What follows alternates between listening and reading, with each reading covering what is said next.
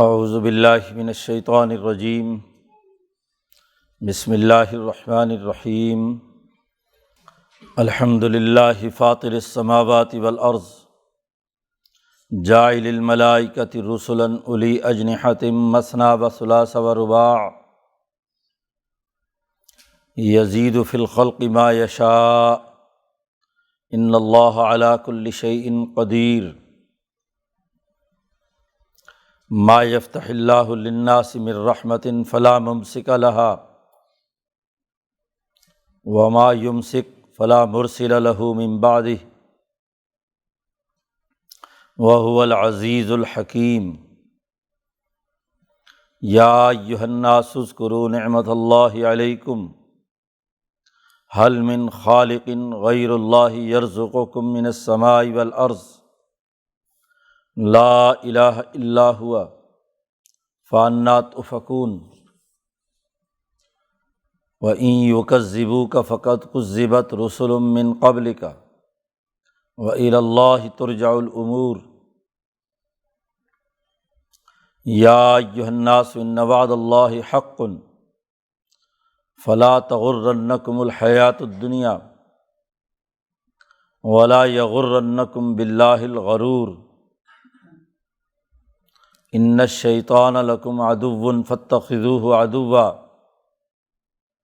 انما یدعو حزبہ لیکونوا من اصحاب السعیر الذین کفروا لهم عذاب شدید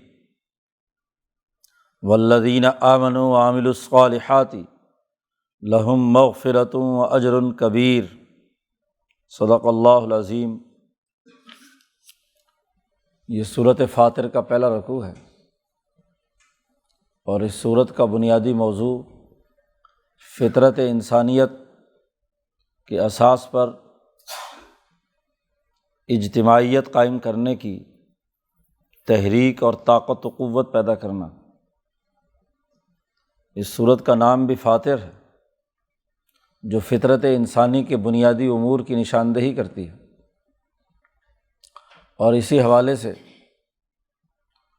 ایسی دعوت انسانیت کے سامنے رکھنا مقصود ہے جس سے اجتماعیت پیدا ہو،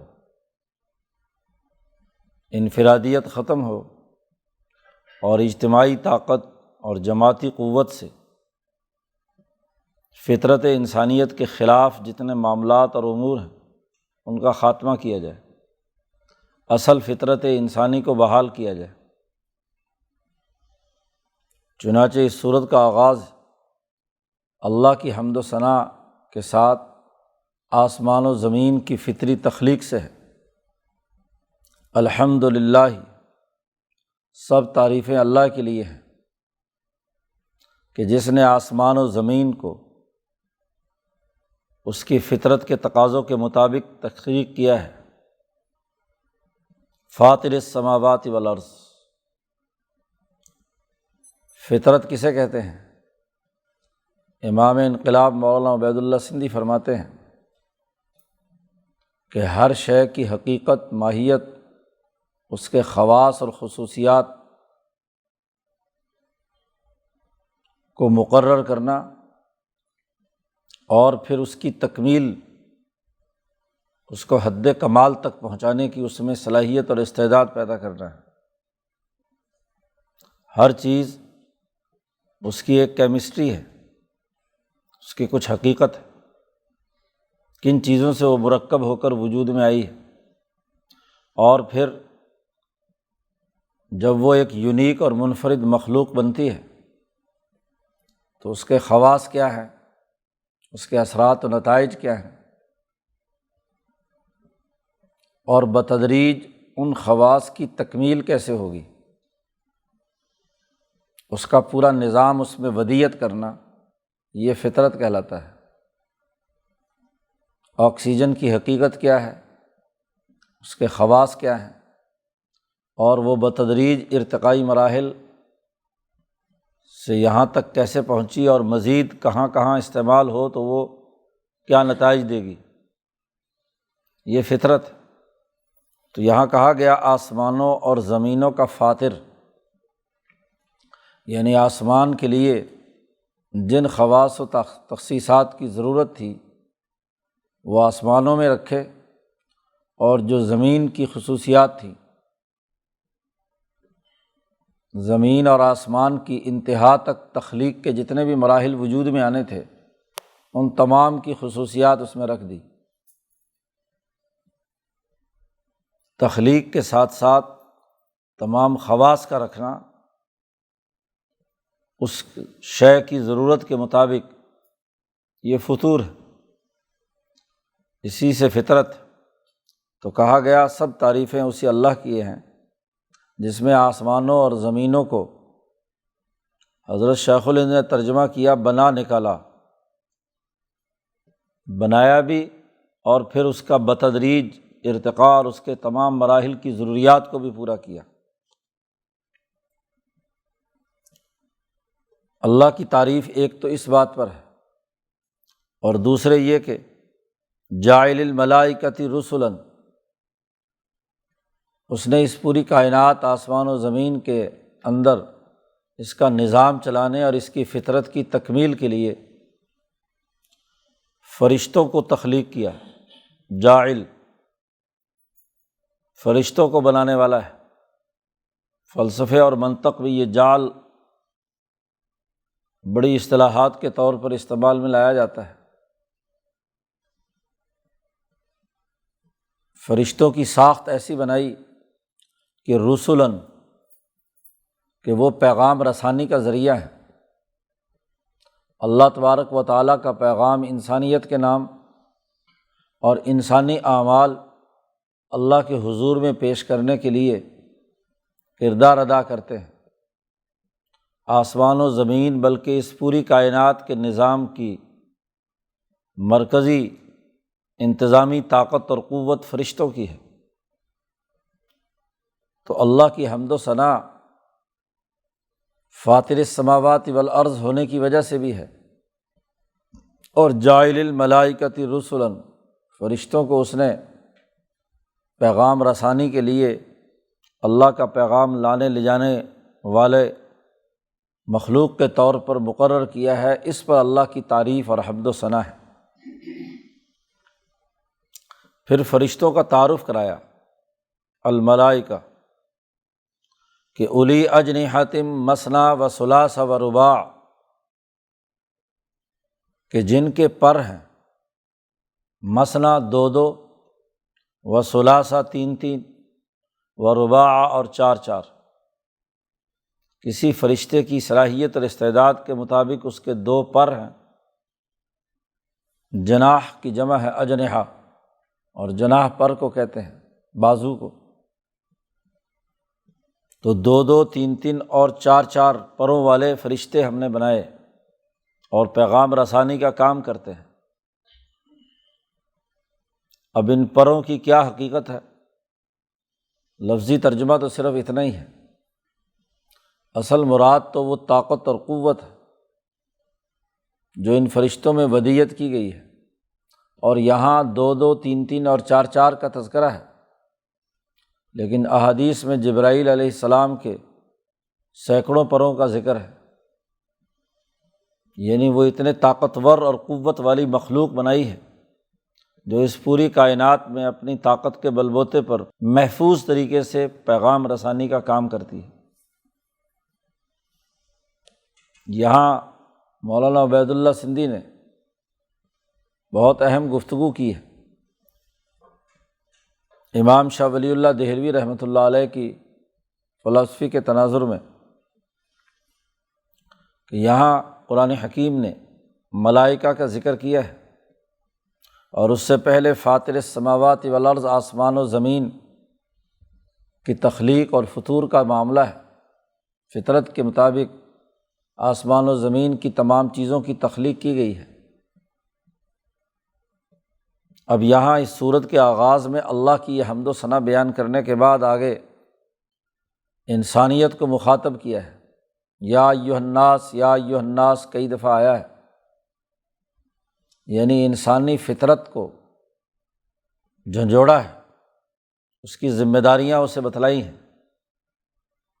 تو جب انسانیت موضوع ہے اور اس کی فطرت کو ابھارنا اور اس کی تکمیل کے لیے اس کے اندر طاقت اور قوت پیدا کرنا، اسے دعوت دینا کہ وہ اپنی فطرت کے بنیادی اساسی مظاہر انسانیت کے سامنے رکھے۔ تو دراصل یہاں ان دو باتوں کا تذکرہ کر کے انسان کی تخلیق کے دو بنیادی اساسی امور کی نشاندہی کی گئی ہے۔ فاطر السماوات والارض میں زمینی اجزاء سے انسان کا جو جسم یا اس کی حیوانیت اور بہیمیت وجود میں آئی، ارضی اور سماوی قوتوں کے باہمی ملاپ سے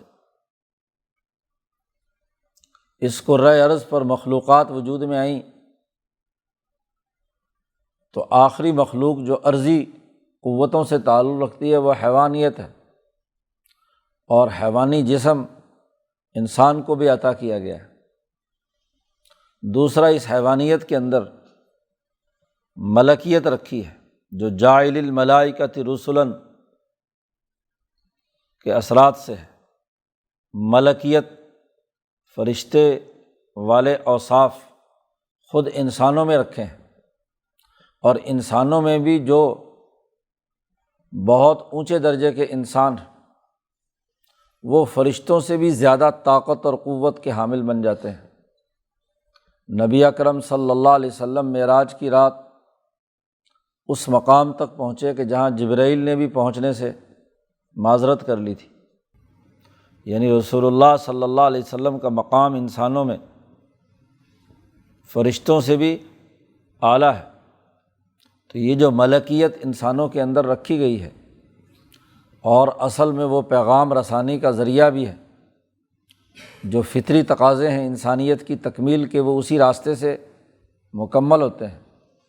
فرشتے تو معاونت کرتے ہیں، اس لیے فرشتوں کو سجدہ کرنے کا حکم دیا گیا تھا کہ وہ انسان کے سامنے سجدہ کر کے اس کی خدمات بجا لائیں۔ تو انسان کی ملکیت اور بہیمیت جو فاطر السماوات والارض اور جاعل الملائکۃ رسلاً کا مجموعہ ہے، اس کو یہاں پر بیان کیا جا رہا ہے۔ فطرت میں ہر چیز اپنے جن اجزاء پر مشتمل ہوتی ہے ان کی حیت ترکیبیہ سے وجود میں آتی ہے۔ تو ایک طرف حیوانیت ہے اور ایک طرف ملکیت ہے، ان دونوں کا مرکب ہے انسان، اور دونوں کی حیت ترکیبیہ سے اس کی فطرت ظاہر ہوئی ہے۔ اس میں فرشتوں کا وصف یعنی ملکیت، اس کو غالب ہونا چاہیے، اور جو عرضی شناخت ہے، حیوانی تقاضے ہیں، وہ اس ملکیت جو اللہ کی ذات کی طرف سے پیغام رسانی کا ذریعہ ہے، وہ اس کے سامنے اسے مغلوب ہونا چاہیے۔ یہی فطرت انسانیت کے ابھار کی پوری گفتگو اس صورت میں بیان کی گئی ہے۔ اب یہاں جس ملکیت کا تذکرہ ہے اس کے ساتھ بتلایا گیا ہے کہ اولی اجنحۃ مثنی و ثلاث و رباع، دو دو پر ہیں، تین تین پر ہیں، اور چار چار پر ہیں۔ اس کی حقیقت بھی شاہ صاحب کے فلسفے کے تناظر میں مولانا سندھی نے واضح کی ہے۔ دو دو پر کا مطلب یہ ہے کہ ایک انسان جس میں حیوانیت اور ملکیت کے باہمی ملاپ سے دو قوتیں وجود میں آئیں، حجت اللہ میں شاہ صاحب نے جس کی تفصیل سے وضاحت کی ہے، قوت عقلیہ اور قوت عملیہ۔ فطرت انسانی تقاضا کرتی ہے کہ وہ اپنی عقل و شعور کی طاقت کو بڑھائے، فطرت انسانی تقاضا کرتی ہے کہ وہ اپنی عملی قوت کو اجتماعی تقاضوں کے مطابق منظم اور مرتب کرے۔ تو اولی اجنحۃ مثنی، بعض انسان ایسے ہیں کہ جن میں یہ دونوں قوتیں، قوت عقلیہ اور عملیہ، یوں تو ہر انسان میں ہوتے ہیں، لیکن ہر انسان کو دعوت دی گئی ہے کہ یہ اپنی ان دونوں قوتوں میں مزید اضافہ کرے، عقل کا دائرہ مزید وسیع کرے، اور اپنے عمل کے دائرے کو زیادہ بہتر اور منظم کرے۔ اسی طرح تیسری بات کہی ہے کہ وثلاثہ، کہ تین تین طاقتوں اور قوتوں کے لوگ، کہ یہ انسان اپنی عملی اور عقلی قوتوں کو ترقی دے کر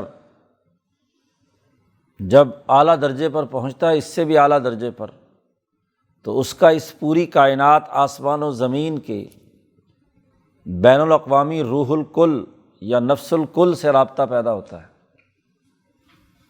انسان جب اپنی عقلی اور عملی قوتوں کو مہمیز دیتا ہے، ترقی کے اگلے مرحلے میں پہنچتا ہے، تو اس بعض انسانوں کی فطرت کا اظہار یہ ہے کہ وہ نفس کلیہ یا روح الکل کے ساتھ اپنا ربط اور تعلق پیدا کر لیتا ہے۔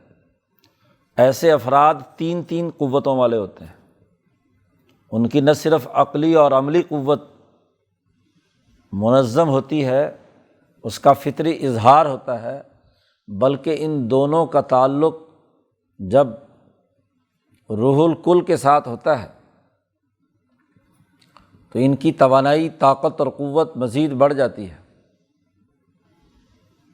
اور رباع کہا کہ چار چار جو اور اس سے اونچے درجے کے انسان ہوتے ہیں، جیسے انبیاء علیہم السلام یا صدیقین، شہداء، وہ اعلیٰ درجے کے انسان جن کی اس روح الکل کے اندر وہ نقطۂ نورانی جو ذات باری تعالیٰ کی تجلی کا مظہر اور مرکز ہوتا ہے، جسے شاہ ولی اللہ صاحب کی اصطلاح میں حجر بہت کہا جاتا ہے، جس پر اللہ کی تجلی مسلسل پڑتی ہے، اسی کی نگرانی میں ہوتے ہیں، حضیرت القدس کی نگرانی میں۔ اور روح الکل سے تعلق بھی حضرت القدس کی توانائی پیدا کرتا ہے، لیکن اس سے بھی اوپر بڑھ کر جس کو صوفیہ کی اصطلاح میں تطلع الی الجبروت کہا جاتا ہے، تو وہ اس عالم کے ساتھ اپنا ربط پیدا کرتے ہیں، تو یہ چوتھی وصف بھی ان کے اندر شامل ہو جاتی ہے کہ وہ اپنی عقلی، عملی اور روح الکل کے ساتھ رابطے اور حجر بہت کو مہذب بنا لیتے ہیں اور ذات باری تعالیٰ سے تعلق قائم کر لیتے ہیں۔ تو یہ چار صلاحیتیں انسان کے اندر پیدا ہوتی ہیں۔ بدن اس کی عملی صلاحیتوں کا مظہر ہوتا ہے، اس کا نسمہ اس کی عقلی صلاحیتوں کا مظہر ہوتا ہے، اور اس کی روح الکل کے ساتھ جڑ کر اس کے تمام وجود اور کائنات کے حقائق کا ادراک کرتی ہے، اور اس کا لطیفہ حجر بہت اس کو تجلی الہی کا محبت اور مظہر بنا دیتا ہے۔ تو یہ انبیاء علیہم السلام اور اونچے درجے کے اولیاء اور مجددین کی صورت ایسی ہوتی ہے۔ تو دراصل انسانی جسم کی ساخت کے یہ دو دائرے جو فاطر السماوات والارض اور جاعل الملائکۃ کے دائرے سے وجود میں آئے ہیں، اور ان میں دو دو، تین تین اور چار چار صلاحیتوں کے انسان ہیں، یہ انسان کے وجود کی جو بنیادی کیمسٹری ہے، اس کے جو بنیادی اجزاء ہیں، چار تک ان کا تذکرہ کیا ہے، اور پھر آگے مزید اللہ نے اضافہ کیا کہ یزید فی الخلق ما یشاء۔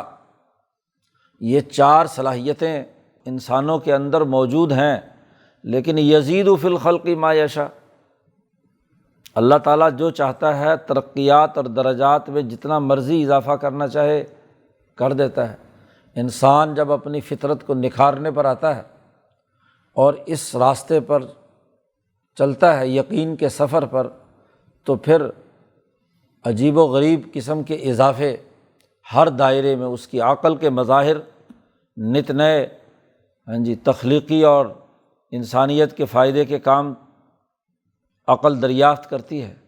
اس کی عملی مہارتیں ہر زمانے کے گزرنے کے ساتھ ساتھ ارتقائی مراحل سے گزرتے ہیں، تو عملی قوت کے نئے مظاہر ارتقاء انسانیت کے ساتھ ساتھ بڑھتے چلے جاتے ہیں۔ ایسے ہی اس کا روح الکل کے ساتھ ربط اور روحی طاقت اور روحانی طاقتوں اور قوتوں کا ارتقاء، یزید فی الخلق ما یشاء، جتنا چاہے اللہ پاک اضافہ کر دے۔ ایسے ہی تجلی الہی کا محبت اور مرکز بننے میں جو انبیاء علیہم السلام اور اونچے لوگوں کا معاملہ ہے، اس کے اندر بھی جتنا چاہے اضافہ کر دے۔ یوں تو تمام انبیاء کے احجار بہتہ روشن ہوتے ہیں، لیکن حضور اقدس صلی اللہ علیہ وسلم کا مقام تو مقام محمود، اور اس سے بھی اوپر جتنا اللہ تعالیٰ چاہے۔ تو یہ گویا کہ انسان کی ساخت کے جو بنیادی مراحل تھے، اس کے فطرت کے جو بنیادی عناصر تھے، وہ شروع صورت میں واضح کر دیے، اور پھر اس بات کو بھی واضح کر دیا کہ ان اللہ علی کل شیء قدیر، بے شک اللہ تعالیٰ ہر چیز پر قدرت رکھتا ہے، اس کی طاقت اور قوت یہ ہے۔ فطرت انسانی جتنا زور لگائے گی، جتنی اجتماعی دائروں کے مطابق یقین کے سفر پر گامزن رہے گی، اتنا ہی اس کی ترقیات کی منازل طے ہوتی چلی جائیں گی۔ پہلی آیت میں یہ بنیادی فطرت انسانی کی جو ساخت ہے، اس کے اجزاء ہیں، ان کا تذکرہ کیا، اور پھر ایک بڑی اہم بات دوسری آیت میں بیان کی، ما یفتح اللہ للناس من رحمت فلا ممسک لہا۔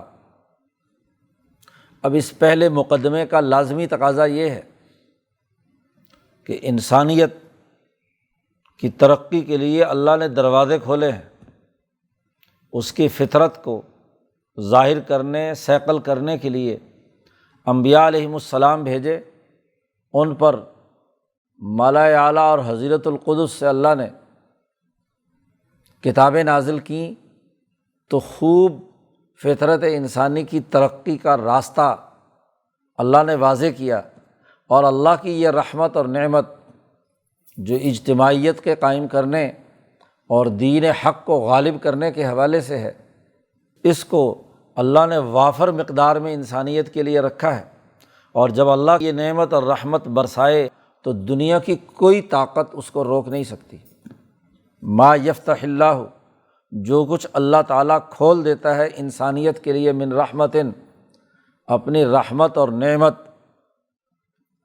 تو فلا ممسک لہا، کوئی اللہ کے مقابلے میں ایسی طاقت اور قوت نہیں ہے کہ اس اللہ کی رحمت کو روک سکے۔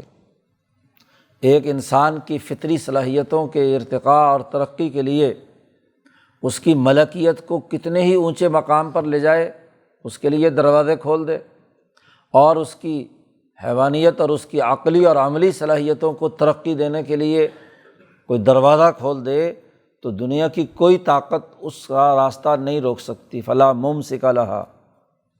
اور یاد رکھو، وما یمسک، اور جس کی ترقی اور جس کے آگے بڑھنے کا عمل کو اللہ روک دے تو فلا مرسل لہ من بعدہ، اس کے بعد کسی کی طاقت نہیں ہے کہ اس رحمت اور نعمت کو حاصل کرنے کے لیے اسے دوبارہ انسان پر چھوڑ دے۔ نہ ارسال کسی کے قبضے میں ہے، نہ امساک کسی کے قبضے میں ہے۔ رحمت کا مرکز اور منبع ذات باری تعالیٰ ہے، اسی کے فیضان، اسی کے انعام سے ہی انسانیت کی ترقی کا راستہ کھلتا ہے، اور اسی کی عذاب کی صورت میں ہی منکرین اور شیطانی طاغوتی قوتوں کا راستہ ختم ہوتا ہے۔ وَهُوَ الْعَزِيزُ الْحَكِيمُ، وہ اللہ تبارک و تعالیٰ زبردست ہے، طاقتور ہے اور حکیم ہے، حکمت کے اصول پر کائنات کا نظام چلا رہا ہے۔ تو حکمت بھی ہے، تدبر بھی ہے، اور پوری حکمت عملی کے ساتھ انسانیت کی ترقی کی راہیں کھولی گئی ہیں، اور طاقتور بھی ہے۔ آدمی یا دنیا میں کوئی انسان طاقتور ہوتا ہے تو حکمت سے عاری ہوتا ہے، اور اگر کوئی حکیم صاحب ہوتا ہے تو بیچارہ طاقت سے عاری ہوتا ہے، نیکی کے واعظ کہتا ہے کہ جی ایسے کر لو، ایسے کر لو، ویسے کر لو۔ دونوں کے ملاپ سے ہی دراصل توازن پیدا ہوتا ہے۔ آدمی میں طاقت اور قوت بھی ہو، اور طاقت اور قوت کا استعمال حکمت کے اصول پر کرے، تب فطرت انسانی کا ابھار ہوتا ہے۔ تو انسانی فطرت کے ابھار کے لیے اللہ کے ان دو اوصاف کا تذکرہ کیا گیا کہ انسانی فطرت کی ترقی کی طاقت بھی رکھتا ہے اور حکمت سے اس کو آگے بڑھانے کا راستہ بھی ہموار کرتا ہے۔ تو دو آیات ابتدائی میں فطرت انسانی کے جو بنیادی اجزاء اور اس پر اللہ کی طرف سے جو اثرات اور نتائج مرتب ہوتے ہیں اور اس پر اللہ کی حمد و ثنا اور تعریف کی گئی ہے، اسے واضح کرنے کے بعد یہاں سے اب آگے انسانیت سے کہا جا رہا ہے کہ وہ اپنی فطرت پہچانے اور فطرت کے تقاضوں کے مطابق فطری ترقی کے لیے عقلی اور عملی جد و جہد اور کوشش کرے۔ یا ایھا الناس، اے انسانوں، یا ایھا الناس، اے لوگو، اذکروا نعمت اللہ علیکم، یاد کرو جو اللہ کی نعمتیں تم پر ہیں۔ فطرت انسانی کا سب سے پہلا اور بنیادی تقاضا فطرت کو ابھارنے اور اس کا اجتماعیت کا رخ دینے کے لیے لازمی اور ضروری ہے کہ اب تک اللہ نے انسانیت پر جو انعامات کیے ہیں اس کو یاد کرو۔ نعمت اللہ علیکم، مولانا سندھی نے اس کی بڑی جامع تشریح کی ہے کہ اللہ نے تم پر نعمت کی ہے کہ تمہارے لیے اجتماعیت کے مختلف مراحل، ارتفاق اول سے لے کر ارتفاق رابع تک، تم خاندانی نظام میں پروئے ہوئے ہو، ارتفاق ثانی میں تمہارا قومی نظام قومی شناخت رکھتا ہے، تمہارا بین الانسانی نظام، بین الاقوامی نظام، وہ تمہارے لیے تمہاری اجتماعیت کے تقاضوں کی تکمیل کرتا ہے۔ یہ جو نعمت تمہیں ارتفاقات کی صورت میں دی اور یہ جو نعمت تمہیں انسانیت کے بنیادی اخلاق کی صورت میں دی کہ تم پاکیزگی کو فطری طور پر پسند کرتے ہو، اخبات اللہ تمہاری فطرت کا تقاضا ہے، سماحت اور عدالت تمہارے فطرت کے اظہار کا مظہر اور مرکز ہے۔ تو یہ جو نعمتیں اللہ نے تم میں عطا کی ہیں اجتماعیت سے متعلق، اے لوگو اپنی ان نعمتوں کو یاد کرو، اللہ کی نعمتیں جو تم پر ہیں اس کو یاد کرو، اور جب نعمت یاد آتی ہے تو نعمت کا حق ادا کرنا ہوتا ہے، یعنی اپنی اس اجتماعیت کو قائم رکھو جو انسانیت کی فطرت کا تقاضا ہے۔ غیر فطری کام اپنے اجتماع میں اور اپنے تمام امور میں اختیار مت کرو۔ ذرا سوچو، اللہ نے سوال کیا حل من خالق غیر اللہ، کیا اللہ کے علاوہ کوئی اور تمہیں پیدا کرنے والا ہے جس نے تمہارا وجود بنایا ہو؟ کوئی ہے؟ حل من خالق غیر اللہ یرزقکم من السماء والارض، نہ صرف تخلیق بلکہ تمہارے رزق کا جس نے بندوبست کیا ہے، کیا کوئی اور ہے تمہارا رزق پیدا کرنے والا؟ کوئی نہیں۔ لا الہ الا ہوا، اللہ کے علاوہ کوئی اور خدا نہیں ہے۔ یہی تمہاری فطرت کا تقاضا اور بنیادی آواز ہے۔ فَأَنَّىٰ تُؤْفَكُونَ، اس کے باوجود تم کہاں بہہ کے پھر رہے ہو، کہاں ادھر ادھر جا رہے ہو؟ تمہاری فطرت کیوں مسخ ہوتی جا رہی ہے؟ اپنے اصل تقاضوں سے روگردانی کر کے کدھر جا رہے ہو؟ فطرت کی دعوت دی ہے تمام انسانوں کو، بالخصوص اس وقت جو حضور صلی اللہ علیہ وسلم کے مخاطب اہل مکہ تھے۔ انسانیت کے خطاب سے جب بھی قرآن انسانوں کو پکارتا ہے تو اس کا پہلا مخاطب مکے کے یہ مشرک ہوتے ہیں، اور پھر ان کی وساطت سے پوری انسانیت یا ایھا الذین آمنوا کہے تو ان انسانوں میں وہ جو ایمان لانے والے ہیں ان کا تذکرہ ہو رہا ہے، اور انسان کا لفظ استعمال کرے تو اس کا مطلب اس زمانے کی انسانیت کے جو مخاطبین ہیں، اولین مخاطبین مکے کے مشرک۔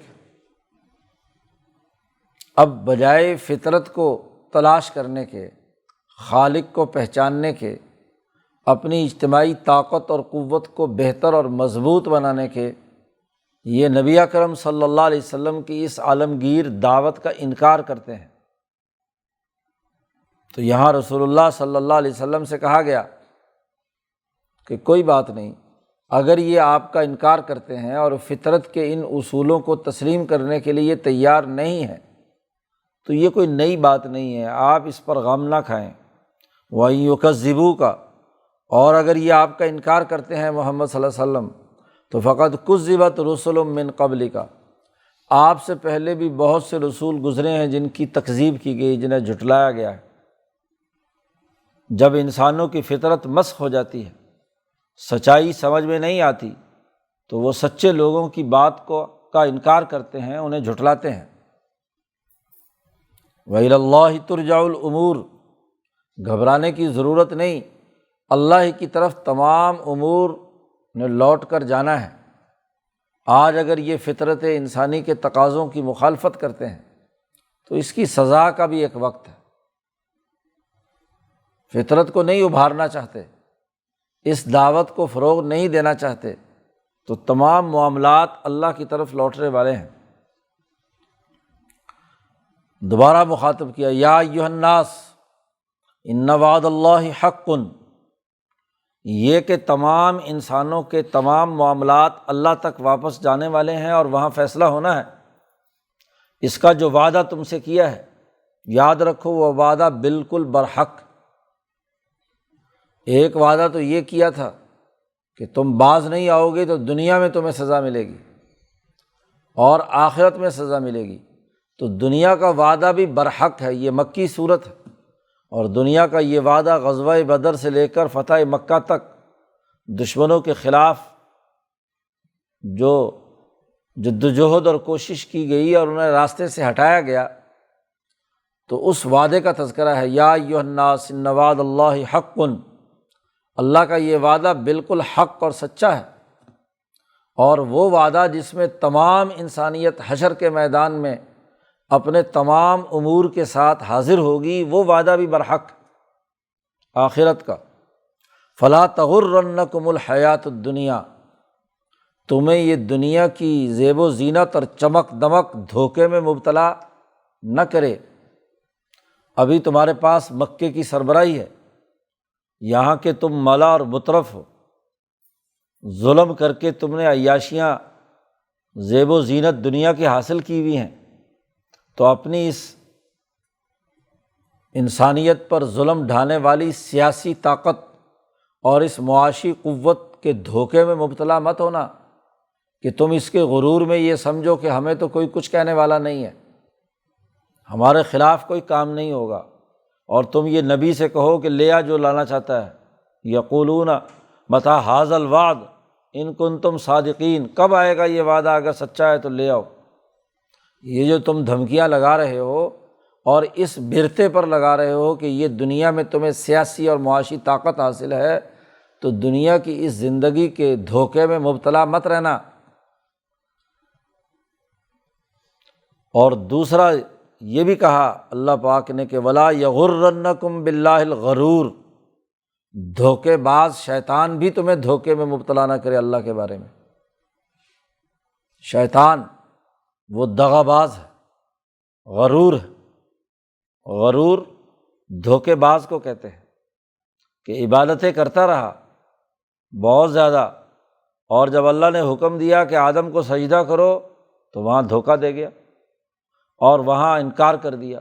بظاہر بڑا عبادت گزار، نیک، فرشتوں کے ساتھ شامل رہنے والا، لیکن جب حکم دیا تو غداری سامنے آئی۔ پہلے کہتا تھا اے اللہ تیرے لیے ہی خالص عبادت کرتا ہوں، لیکن وہاں پتہ چلا کہ نہیں، خلافت کے لیے کیا ہے عبادت کر رہا تھا، دھوکہ دے رہا تھا۔ تو جس کو راندہ درگاہ کیا گیا، جو دھوکے باز ہے، وہ بھی تمہیں دھوکے میں مبتلا نہ کرے۔ دونوں دھوکوں کا الگ الگ ذکر کیا ہے، دنیا کی زندگی کے دھوکے میں بھی تم نہ رہنا اور شیطان کے دھوکے میں بھی نہ رہنا۔ ایک انسان کے اندر نفس ہے، اس کا اپنا نفس، یہ نفس بھی دنیا کی چمک دمک کے پیچھے دوڑتا ہے۔ شیطان نہ بھی ہو تو خود نفس انسانی انسان کی تباہی اور بربادی کا راستہ دکھاتا ہے۔ بظاہر جو وقتی لذتوں، وقتی مفادات اور خواہشات کا اسیر بنا دیتا ہے۔ اسی کو اللہ نے کہا زُیِّنَ لِلنَّاسِ حُبُّ الشَّهَوَاتِ مِنَ النِّسَاءِ وَالْبَنِينَ وَالْقَنَاطِيرِ الْمُقَنطَرَةِ مِنَ الذَّهَبِ وَالْفِضَّةِ وَالْخَيْلِ الْمُسَوَّمَةِ وَالْأَنْعَامِ وَالْحَرْثِ ذَلِكَ مَتَاعُ الْحَیَاةِ الدُّنْیَا۔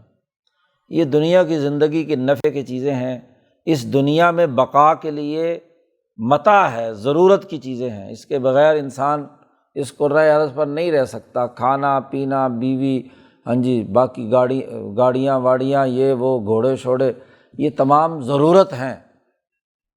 یہ نہ ہو سرے سے تو تب بھی انسان کی فطرت نہیں جاگتی، آگے نہیں بڑھتا، باقی نہیں رہتا دنیا میں۔ لیکن یہ متاع کی حد تک ہو تو ٹھیک ہے، جب اس حد سے تجاوز کر جائے، ان کی محبت اتنی بڑھ جائے کہ اس کی بنیاد پر دوسرے انسان کا حق تسلیم کرنے کے لیے تیار نہ ہو، زنا کاری کا وہ ارتکاب کرے، مال و دولت لوٹنے لگے، ظلم اور زیادتی کرنے لگے، تو یہ ہے الحیات الدنیا، دنیا کی زیب و زینت۔ تو یہ تمہیں دھوکے میں مبتلا نہ کرے، بس ان کو تو اتنا استعمال کرنا ہے جس سے تمہاری ذات کی بقا، تمہارے نفس کے تقاضے پورے ہو جائیں، ضرورت پوری ہو جائے، بس۔ اس سے اوپر کا ان کے ساتھ تعلق وہ دراصل دھوکے میں پڑنا ہے، کیونکہ یہ تو ناپائیدار ہے، یہ تو وقتی بات ہے، وقتی لذت ہے، اس کے بعد ختم۔ تو ایک تو یہ دنیا کی زندگی تمہیں دھوکے میں مبتلا نہ کرے، اور دوسرا اس نفس انسانی پر حملہ آور ہوتا ہے باہر کا دشمن، شیطان لعین، اس کے جو شتونگڑے ہیں، دھوکے باز، اس نفس پر وسوسہ ڈال کر، اس کی ان لذتوں کو بڑھا کر یہ قتل انسانیت کرواتا ہے، مال دولت لوٹنے کا لیے اس نفس کو اعلی کار بناتا ہے، شہوتوں کو پورا کرنے کے لیے ابھارتا ہے، تو اس کے دھوکے میں بھی مبتلا مت ہونا۔ یہ دونوں چیزیں فطرت انسانیت کے ارتقاء کی راستے کی رکاوٹ۔ ایک آدمی بہت زیادہ کھانا کھاتا رہے تو عقل کی قوت آگے نہیں بڑھتی، بھس بھر جاتا ہے دماغ میں، سوچنے سمجھنے کی صلاحیتیں جو فطری طور پر ہیں وہ ختم ہو جاتی ہیں۔ ایک آدمی شہوات و لذات میں مبتلا ہو جائے تو اس میں عملی مہارت اور سکلز نہیں رہتی۔ حضرت شاہ ولی اللہ صاحب نے ایک بڑی اچھی مثال دے کر حجت اللہ میں بات سمجھائی ہے کہ وہ طوطا جسے پنجرے میں آپ نے قید کر کے خوراک صرف دی اور کسی مادہ طوطی کے ساتھ نہیں رکھا، اس کی تربیت کی، تو وہ میاں مٹھو چوری کھانی ہے، اللہ اللہ سبحان اللہ ساری باتیں کہے گا۔ اور حضرت شاہ صاحب نے کہا تجربہ کرو، کسی دن اس کو طوطی کے ساتھ بند کر دو اور 2-3 ہفتے کے بعد اس کو نکالو اور پھر اس سے کہو کہ ذرا اللہ کہے، ذرا میاں مٹھو چوری کھانی ہے کہ بولتی بند ہو جائے گی اس کہ اس خواہشات اور لذات کے نتیجے میں جو اس نے مہارت بھی حاصل کی تھی، وہ مہارت بھی کیا ہے، ختم ہو جاتی ہے۔ تو حیوانی خواہشات حد سے زیادہ بڑھ جائیں تو اس کی عملی مہارت کو بھی زنگ لگا دیتی ہیں، سست ہو جاتا ہے، کاہل ہو جاتا ہے، اس کی ترقی کا راستہ رک جاتا ہے۔ اسی طریقے سے اس کی عقلی صلاحیتیں بھی مفلوج ہو جاتی ہیں۔ تو اپنی فطرت کے تقاضوں کو آگے بڑھاؤ، نہ یہ کہ دنیا کی خواہشات اور لذات میں مبتلا ہو کر فطرت سے گری ہوئی، اجتماعیت سے گری ہوئی حرکتیں کرو تم۔ اور اسی طریقے سے شیطان کے زیر اثر ہونے کے بجائے الملائکۃ رسلا اولی اجنحہ، جو فرشتے بنائے ہیں، ملکیت کے تقاضوں کو ترقی دو۔ وہ جو فرشتہ تمہارے لیے اللہ نے مقرر کیا ہے، اس فرشتے کی آواز سنو، نہ یہ کہ اس شیطان کی جو تم پر مسلط ہے کہ شیطانی اثرات کے تحت اپنی فطرت کو مسخ کرنے لگو۔ حضور صلی اللہ علیہ وسلم نے فرمایا کہ ہر انسان کے لیے ایک لمۃ الشیطان ہے اور ایک لمۃ الملک ہے، ایک فرشتے کا خیالات ڈالنا ہے اور ایک شیطان کا خیالات ڈالنا ہے۔ تو تم شیطانی خیالات کی مزاحمت کرو اور جو فرشتے کے خیالات ہیں ان کی تائید کرو، ان کے پیچھے چلو۔ اچھا خیال آئے تو اس کا مطلب یہ ہے کہ یہ فرشتے نے ڈالا ہے، شیطان اس کی مقابلہ کر رہا ہے، اور جو برا خیال آئے، انسانیت دشمنی کا خیال آئے، قتل انسانیت کا، گالی گلوچ کا، بدتمیزی کا، کم تولنے کا، کم ناپنے کا، مالی بدعنوانی کا، اس کا مطلب یہ کہ یہ شیطان نے ڈالا ہے۔ اس کی مزاحمت کرو، اس کے دھوکے میں مبتلا مت ہو۔ کیوں؟ اس لیے کہ ان الشیطان لکم عدو، شیطان اے انسانوں تمہارا دشمن ہے، اور وہ چاہتا ہے کہ تم اپنے فطری تقاضوں کی تکمیل کرنے کے بجائے تنزلات کا راستہ اختیار کرو، پستی کا راستہ اختیار کرو، تمہیں وہ جہنم کی طرف لے جانا چاہتا ہے، تو تمہارا دشمن ہے۔ فاتخذوہ عدوا، تمہارے ترقی کے راستے کے رکاوٹ وہ دشمن ہے، تو اس دشمن کو دشمن سمجھو۔ دشمن سے دوستی کرنا اپنے آپ کو نقصان پہنچانا ہے، اپنی فطرت کو مسخ کرنا ہے۔ تو اے انسانوں، شیطان کے دھوکے میں مت پڑو کہ جس کے نتیجے میں تمہاری جو انسانی فطرت ہے وہ مسخ ہو کر رہ جائے۔ تو دشمن کو دشمن سمجھو، اور اس لیے بھی اس کے پرہیز کرو کہ انما یدعو حزبہ، شیطان تو اپنی پارٹی کو دعوت دے کر اپنے گرد جمع کرتا ہے، لیکونوا من اصحاب السعیر، تاکہ لوگ جہنم والے بن جائیں۔ اس کی جہنم کا تو فیصلہ ہو چکا ہے شیطان کی۔ تو اللہ نے کہا جو جو تمہاری دعوت قبول کرے گا، تمہارا حکم مانے گا، تو اسے بھی تمہارے ساتھ لَأَمْلَأَنَّ جَهَنَّمَ مِنْكُمْ اجمعین، تم تمام سے میں جہنم بھر دوں گا۔ تو وہ دعوت دیتا ہے جہنم کی، اس لیے لوگوں کو جس اجتماعیت پر وہ قائم کرنا چاہتا ہے وہ اجتماعیت فاسد ہے، وہ اجتماعیت جہنم کی طرف لے جانے والی ہے۔ اور جبکہ محمد مصطفیٰ صلی اللہ علیہ وسلم جبرائیل امین کا جو پیغام انسانیت کے سامنے رکھ رہے ہیں، وہ دراصل وہ دعوت ہے کہ جو اجتماعیت کی ایسی دعوت ہے جو لیکونوا من اصحاب الجنہ، تاکہ تم جنت کے راستے پر چلے جاؤ۔ جب فرشتے انسانیت کے فائدے اور اس کی فطرت کے ارتقاء کے لیے کام کرتے ہیں تو ان کی دعوت کا محور جنت کی طرف لے جانا ہے، دنیا کو جنت بنانے اعلیٰ اخلاق کے ذریعے سے، اور آخرت کو جنت بنانے کے راستے کی دعوت ہے۔ اور یہ شیطان تمہیں جو دعوت دے رہا ہے یہ دنیا کو جہنم بنانے، بد اخلاقی، ظلم، قتل و غارت گری، بد امنی، یہ ساری کی ساری کیا ہے؟ دنیا کی جہنم ہے، اور اس کے نتیجے میں آخرت کی جہنم کی طرف تمہیں دعوت دیتا ہے۔ تو اب دو دعوتیں ہیں، ایک دعوت شیطانی ہے اور ایک دعوت رحمانی ہے، تو تم کس دعوت کو قبول کرتے ہو یہ تمہارا فیصلہ ہے۔ لیکن یاد رکھو الذین کفروا، جو لوگ اس سچی دعوت کا انکار کریں گے اور شیطانی دعوت اور اس کی پارٹی میں شامل ہوں گے، لہم عذاب شدید، ان کے لیے بڑا ہی سخت عذاب ہے۔ گو تمہیں اختیار ہے کہ تم کفر اختیار کرو، ومن شاء فلیؤمن ومن شاء فلیکفر، جس کا جی چاہے کافر ہو جائے، لیکن یاد رکھو جو یہ حرکت کرے گا لہم عذاب شدید۔ والذین آمنوا وعملوا الصالحات، اور جو لوگ ایمان لانے والے اور عمل صالح کرنے والے ہیں، لہم مغفرۃ واجر کبیر، ان کے لیے اگر ان سے کوئی لغزشیں کوتاہیاں ہوئی ہیں تو ان کو معاف کر دیا جائے گا، اور بہت بڑا اجر ہے ان کے پاس۔ دنیا کا اجر بھی ہے کہ دنیا کی ترقیات، دنیا کی حکمرانی صحابہ اکرام کو ملی، اور آخرت کی کامیابی بھی ہے کہ وہاں بہت بڑا اجر ہے۔ تو دیکھ لو دو پارٹیاں ہیں، ایک شیطانی پارٹی ہے اور ایک رسول اللہ کی پارٹی ہے۔ اب تم کس پارٹی کی طرف جاتے ہو؟ یہ دعوت قرآنی تمہیں اجتماعیت کی، اپنی فطرت کو ظاہر کرنے کی، ترقی دینے کی دعوت ہے۔ تو اس دعوت کو قبول کرو، اور اے انسانوں سنور جاؤ، اللہ کا وعدہ برحق ہے، اس کی خلاف ورزی نہیں ہو سکتی۔ تو فطرت انسانی کے ابھار کے بنیادی اساسی امور اس صورت میں واضح کیے جا رہے ہیں۔ مزید اس کے دلائل اگلے رکوع میں بیان کیے گئے ہیں۔ اللہ تعالیٰ قرآن حکیم کو سمجھنے اور اس پر عمل کرنے کی توفیق عطا فرمائے۔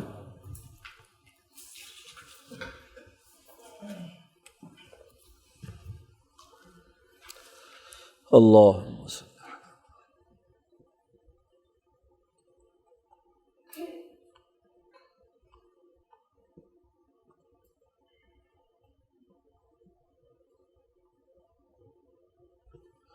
اجمعین۔